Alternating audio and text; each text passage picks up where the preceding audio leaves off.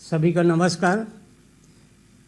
प्रिय प्रदेशवासियों, भारत के 77वें गणतंत्र दिवस के पावन अवसर पर मैं आप सभी को हार्दिक बधाई एवं शुभकामना देता हूं। यह दिन हमारे संविधान, लोकतंत्र और राष्ट्र के प्रति हमारी प्रतिबद्धता का प्रतीक है। आज पूरा देश देशभक्ति, गर्व और आत्मविश्वास से भरा हुआ है। मैं इस अवसर पर भारत रत्न बाबा साहेब डॉक्टर भीमराव अंबेडकर संविधान सभा के सभी सदस्यों और उन अमर स्वतंत्रता सेनानियों को श्रद्धापूर्वक नमन करता हूँ, जिनके संघर्ष, त्याग और बलिदान से हमें स्वतंत्रता और संविधान प्राप्त हुआ। मध्य प्रदेश को बाबा साहेब की जन्मस्थली होने का गौरव प्राप्त है। सामाजिक न्याय, समता और बंधुत्व के उनके विचार हमारे मार्गदर्शक है। आज भारत विश्व पटल पर सशक्त, आत्मविश्वासी और सम्मानित राष्ट्र के रूप में स्थापित हो रहा है। माननीय प्रधानमंत्री श्री नरेंद्र मोदी जी के नेतृत्व में भारत की प्रतिष्ठा निरंतर बढ़ी है। गरीब, युवा, अन्नदाता और नारी को विकास के केंद्र में रखकर देश को आगे बढ़ाया जा रहा है। मध्य प्रदेश में वर्ष 2026 को कृषि वर्ष के रूप में मनाने का निर्णय लिया गया है, जिसकी तैयारी यहाँ पूर्व से चल रही है। कृषि एवं संबद्ध क्षेत्र का बजट वर्ष 2002 से 3 के 600 करोड़ रुपये से बढ़कर वर्ष 2024-25 में 27,000 करोड़ रुपये से अधिक हो गया है। समुद्र किसान समुद्र प्रदेश के लक्ष्य के अंतर्गत कृषि विकास का बहुआयामी मॉडल अपनाया गया है। प्रदेश की 259 मंडियों में ई मंडी योजना लागू है तथा 40 लाख कृषकों का पंजीयन किया जा चुका है। उद्यानिकी फसलों के प्रोत्साहन से प्रदेश में क्षेत्रफल 20% तथा उत्पादन 23% बढ़ा है। उत्पादन 344 से बढ़कर 425 लाख मैट्रिक टन हो गया है। निराश्रित गौ वंश के व्यवस्थापन के लिए गौशाला में प्रति गाय अनुदान 20 से बढ़कर 40 रुपये का किया गया है। बजट प्रावधान 250 करोड़ से बढ़ाकर 505 करोड़ रुपये किए जा गया है। प्रदेश की लगभग 3000 गौशालाएँ 4.25 लाख गौ माताओं की देखभाल कर रही है। राज्य में अभिनव योजना डॉक्टर भीमराव अंबेडकर कामधेनु योजना प्रारंभ की गई है, जो कि राष्ट्रीय दुग्ध उत्पादन में मध्य प्रदेश का योगदान 9% बढ़कर 20% करने का महत्वाकांक्षी लक्ष्य की पूर्ति में सहायक सिद्ध होगी। राज्य के दुग्ध उत्पादन में वृद्धि होगी। मध्य प्रदेश में अनुसूचित जाति वर्ग के कल्याण का कार्य निरंतर चल रहा है। गत 2 वर्ष में 50 लाख विद्यार्थियों को 2,25,000 करोड़ रुपये की राशि छात्रवृत्ति के रूप में प्रदान की गई है। यह प्रसन्नता का विषय है कि अनुसूचित जाति वर्ग के विद्यार्थी IIM, IIT, NIT और NLIU जैसी संस्थाओं में अध्ययन कर रहे हैं। यह नहीं, सरकार ने स्नातकोत्तर पाठ्यक्रम के लिए विदेश भेजने और उनके लिए फीस की व्यवस्था करने का कार्य भी किया है। इसके लिए एक विद्यार्थी को प्रतिवर्ष $50,000 अर्थात लगभग 45 लाख रुपये का सहयोग प्रदान किया जाता है। प्रदेश के 30 जिलों में संत रविदास सामूहिक भवन बनवाए जा रहे हैं। मध्य प्रदेश में जनजातीय समाज के सर्वांगीण विकास को सरकार की प्रमुख प्राथमिकताओं में शामिल किया गया है। शिक्षा और स्वास्थ्य के क्षेत्र में विशेष प्रयास किए जा रहे हैं। प्रदेश के 63 एकलव्य आदर्श आदिवासी विद्यालयों में से 25,000 से अधिक विद्यार्थी लाभान्वित हो रहे हैं। कक्षा 11वीं 12वीं के लगभग 2 लाख विद्यार्थी को छात्रवृत्ति प्रदान की जा रही है। नवीन शिक्षा नीति के तहत संचालित 94 सांदीपनी विद्यालयों में केजी से 12वीं तक की शिक्षा दी जा रही है, जिनके लिए 100 करोड़ रुपये से अधिक का बजट प्रावधान है। धरती आबा जनजाति ग्राम उत्कर्ष अभियान के माध्यम से 51 जिले में के 18 लाख जनजातीय परिवारों के 90 लाख से अधिक हितग्राहियों को लाभान्वित करने के लिए 79,000 करोड़ रुपये का प्रावधान किया गया है। विशेष पिछड़ी जनजातियों के युवा के लिए कौशल विकास केंद्र पैसा एक्ट तहत अधिकार तथा शालिनी ऐप जैसे नवाचार जनजातीय सशक्तिकरण को मजबूत कर रहे हैं। भारत सरकार से श्रेष्ठ राज्य और आदि कर्मयोगी अभियान के अंतर्गत प्रदेश का बैतूल जिला बेस्ट परफॉर्मेंस अवार्ड से सम्मानित हुआ है। अन्य पिछड़ा वर्ग एवं अल्पसंख्यक समुदायों को मुख्य धारा से जोड़ने के लिए इस वर्ष पोस्ट मैट्रिक छात्रवृत्ति के लिए 681 करोड़ रुपये का तथा राज्य छात्रवृत्ति योजना के लिए 217 करोड़ का रुपये का प्रावधान किया गया है। पीएससी एवं यूपीएससी में सफल 635 अभ्यर्थियों को 70 लाख रुपये की प्रोत्साहन राशि प्रदान कर प्रतिभाओं को सम्मानित किया है। वर्तमान रबी मौसम में 19,895 मेगावाट की अधिकतम विद्युत मांग की सफलतापूर्वक पूर्ति की गई है, जो प्रदेश के इतिहास में सर्वाधिक है। शासन द्वारा 1 हेक्टेयर तक भूमि एवं 5 हॉर्स पावर तक के कृषि पंप वाले अनुसूचित जाति एवं अनुसूचित जनजाति के कृषकों को निःशुल्क विद्युत प्रदान किया जा रहा है। समाधान योजना 2025-26 अंतर्गत अद्यतन लगभग 12.5 लाख से अधिक उपभोक्ताओं का 281 करोड़ सरचार्ज माफ हुआ है तथा 653 करोड़ रुपये के बिल जमा हुए हैं। प्रधानमंत्री जनजातीय आदिवासी न्याय महाअभियान पीएम जनमन अंतर्गत प्रदेश में लगभग 28,000 घरों का विद्युतीकरण किया जा रहा है। मछली उत्पादन के बेहतर प्रबंधन और निरंतर वृद्धि के लिए प्रदेश को विशेष श्रेणी में उत्कृष्ट पुरस्कार प्राप्त हुआ है। प्रधानमंत्री आवास योजना शहरी 1 में प्रदेश देश के 3 सर्वश्रेष्ठ राज्यों में शामिल है। स्वीकृत 9,46,000 आवासों में से 8,79,000 पूर्ण कर लिए गए हैं। राज्य में युवाओं को कौशल आधारित लाभ पत्र और वैश्विक प्रतिस्पर्धा के योग्य शिक्षा उपलब्ध कराना प्राथमिकता है। राष्ट्रीय शिक्षा नीति 2020 के क्रियान्वयन में मध्य प्रदेश अग्रणी राज्य है। प्रत्येक जिले में एक महाविद्यालय सहित कुल 55 महाविद्यालयों को प्रधानमंत्री कॉलेज ऑफ एक्सीलेंस के रूप में विकसित किया जा रहा है। विद्यार्थी पुस्तक सहायता केंद्र स्थापित किए गए हैं। परिसरों में पारंपरिक एवं औषधीय पौधों के रोपण से विद्यावन बनाया गया है।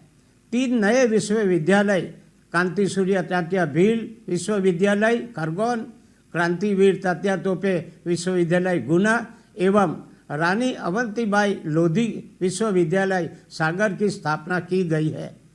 पंडित शंभुनाथ शुक्ल विश्वविद्यालय शहडोल का संबद्धतादायी विश्वविद्यालय में यूनियन किया गया है। नेक मूल्यांकन 205 महाविद्यालयों का किया गया। इनमें से 6 संस्थाओं को A++, 7 को A+ तथा 23 को A ग्रेड प्राप्त हुआ है। भारतीय ज्ञान परंपरा प्रकोष्ठ स्थापित कर पाठ्यक्रमों में इसे शामिल किया गया है। बहुभाषीय प्रमाण पत्र 22 को भारतीय भाषाओं एवं 4 विदेशी भाषाओं में क्रेडिट आधारित प्रमाण पत्र पाठ्यक्रम शुरू किया जा रहा है। स्कूल शिक्षा को सुलभ और प्रभावी बनाने के लिए सरकार ने ठोस कदम उठाए हैं। वर्ष 2024-25 में प्रारंभिक स्तर पर ड्रॉप आउट दर 6% से घटकर 0 हो गई है। निजी विश्वविद्यालय में अध्ययनरत लगभग 8.5 लाख विद्यार्थियों की फीस राज्य सरकार वहन कर रही है। प्रदेश में 369 सांदीपनि विद्यालय प्रारंभ किए गए हैं, जिनमें 107 भवन पूर्ण हो चुके हैं और 154 भवनों का निर्माण मार्च तक पूरा किया जाएगा। तकनीकी शिक्षा के प्रसार के प्रयासों से शासकीय पॉलिटेक्निक महाविद्यालयों में प्रवेश में 21% नामांकन बढ़ा है। गुजरात के गांधीनगर स्थित राष्ट्रीय रक्षा विश्वविद्यालय का कैंपस RGVP भोपाल में प्रारंभ हुआ है। सत्र 2024-25 में मुख्यमंत्री मेधावी योजना से 78,218 विद्यार्थियों को 750 करोड़ रुपये तथा मुख्यमंत्री जन कल्याण योजना से 14,447 लाभार्थियों को 14 करोड़ 55 लाख रुपये की सहायता प्रदान की गई है। वन एवं वन्य जीव के क्षेत्र में उल्लेखनीय प्रगति हुई है। शिवपुरी के माधव राष्ट्रीय उद्यान को 9वां टाइगर रिजर्व घोषित किया गया है। सागर जिले में डॉक्टर भीमराव अभ्यारण्य और श्योपुर में जिले में जहानगढ़ अभ्यारण्य का गठन किया गया है। कुनो राष्ट्रीय उद्यान एवं गांधी सागर अभ्यारण्य के अतिरिक्त नौरादेही अभ्यारण्य को चित्तों के तीसरे रहवास के रूप में विकसित किया जा रहा है। इससे पर्यटन को बढ़ावा मिलने के साथ ही स्थानीय निवासियों के लिए रोजगार के अवसर सृजित हुए हैं। खनन क्षेत्र में सुधार, नवाचार और प्रशासनिक दक्षता के लिए मध्य प्रदेश को भारत सरकार के स्टेट माइनिंग रेडियंस इंडेक्स में कैटेगरी A में प्रथम स्थान प्राप्त हुआ है। अवैध खनन को रोकने के हेतु AI आधारित मानव दिन रहित ई-चेक गेट 25 जिलों के 40 स्थानों पर स्थापित किए गए हैं, जिससे खनिज आवंटन प्रक्रिया पारदर्शी, कुशल और सुरक्षित होगी। श्री राम प्रभु के प्रति सम्मान और युवा पीढ़ी को सांस्कृतिक गौरव से जोड़ने के उद्देश्य से श्री राम वन गमन पथ के सभी प्रमुख स्थलों का विकास किया जा रहा है। इसी क्रम में भगवान श्री कृष्ण के जीवन दर्शन से जुड़े स्थलों को समाहित करते हुए श्री कृष्ण पाथई का भी विकास किया जा रहा है। प्रदेश की समृद्ध कला, संस्कृति और परंपराओं को राष्ट्रीय अंतर्राष्ट्रीय मंच पर प्रस्तुत करने के लिए बेंगलुरु के art of living international centre में मध्य प्रदेश महोत्सव का आयोजन किया गया, जिसमें लोक कला, संगीत, नृत्य और व्यंजनों के व्यापक सराहना प्राप्त की। संत रविदास लोक और संत सिंह जी लोक का कार्य पूर्णता की ओर से यशस्वी प्रधानमंत्री श्री नरेंद्र मोदी जी के नेतृत्व में सबका विकास, लोकतंत्र का शरीर और राम राज्य लोकतंत्र की आत्मा के भाव के अनुरूप विकसित भारत का संकल्प यात्रा 2047 तक भारत को विकसित राष्ट्र बनाने की मोदी जी की जो गारंटी का सशक्त प्रतीक बनकर उभरी है, जिसमें विकसित मध्य प्रदेश के निर्माण का संकल्प लेकर कार्य किया जा रहा है। प्रदेश में वर्तमान में 19 शासकीय एवं 14 निजी चिकित्सा महाविद्यालय संचालित है। वर्ष 2028 तक 6 नए शासकीय चिकित्सा महाविद्यालय प्रारंभ करने का लक्ष्य निर्धारित किया गया है। शासकीय महाविद्यालयों और निजी महाविद्यालयों में कुल 5,550 MBBS की सीटें उपलब्ध हो गई है। पीजी पाठ्यक्रमों में कुल 2,862 सीटें तथा सुपर स्पेशलिटी में 93 सीट उपलब्ध है। निजी क्षेत्र के सहयोग से जिला अस्पतालों को शिक्षण अस्पताल के रूप में विकसित करने का नवाचार भी किया जा रहा है। सभी के लिए पीएम श्री एयर एम्बुलेंस सेवा और राहगीर योजना में घायलों को अस्पताल पहुंचाने पर 25,000 रुपये प्रोत्साहन राशि दी जाती है। यह मध्य प्रदेश के लिए गर्व का विषय है कि यशस्वी प्रधानमंत्री श्री नरेंद्र मोदी जी के नेतृत्व में प्रदेश को 2 ऐतिहासिक अंतर्राज्यीय सिंचाई परियोजनाओं पार्वती काली सिंह चंबल लिंक परियोजना और कैन बितवास लिंक परियोजना की सौगात मिली है। इन परियोजना से लगभग 14 लाख हेक्टेयर क्षेत्र में सिंचाई की सुविधा उपलब्ध होगी। साथ ही बड़ी आबादी को पर्याप्त पेयजल भी मिलेगा। देश में पहली बार जनजातीय गौरव दिवस पर बंदियों को रिहा किया गया और वर्ष में 5 बार रिहाई की अभिनव पहल की जा रही है। प्रदेश में स्पोर्ट्स टूरिज्म को बढ़ावा देकर स्पोर्ट हब बनाने के लिए भोपाल में 985 करोड़ रुपये की लागत से अंतर्राष्ट्रीय स्पोर्ट कॉम्प्लेक्स का निर्माण तथा खेलो एमपी यूथ गेम्स से खेल प्रतिभाओं को बढ़ावा दिया जा रहा है। प्रदेश में नागरिक उड्डयन अवसंरचना को सुदृढ़ करने के लिए हवाई संपर्क के विस्तार की दिशा में महत्वपूर्ण कदम उठाए जा रहे हैं। रीवा, सतना एवं दतिया 3 नवीन एयरपोर्ट का लोकार्पण किया गया है। दतिया एयरपोर्ट IFAR श्रेणी का है। यहाँ से 72 सीट ATR विमानों को संचालन प्रारंभ किया गया है, जिससे दतिया भोपाल एवं दतिया खजुराहो चित्रकूट मार्गों पर हवाई संपर्क सुदृढ़ हुआ है। प्रदेश में शिवपुरी हवाई पट्टी को 90 एयरपोर्ट के रूप में विकसित करने के लिए भारतीय विमानपत्तन प्राधिकरण के साथ अनुबंध किया गया है। उज्जैन एयरपोर्ट प्रदेश का 10वां एयरपोर्ट होगा। ग्लोबल इन्वेस्टर्स समिट 2025 के दौरान MRO हब एवं फ्लाइंग ट्रेनिंग ऑर्गेनाइजेशन की स्थापना के लिए समझौता ज्ञापन किया गया है, जिससे प्रदेश में हवाई सेवाओं के विस्तार के साथ रोजगार के नए अवसर सृजित होंगे। मध्य प्रदेश सरकार ने औद्योगिक विकास को गति देने के लिए कानूनों को सरल बनाकर अनावश्यक नियम हटाए हैं। जन विश्वास अधिनियम 2024 एवं 2025 और डीरेगुलेशन के माध्यम से प्रदेश में उद्योग लगाना और व्यवसाय करना आसान हुआ है। Ease of doing business ranking में मध्य प्रदेश लगातार अग्रणी बन हुआ है।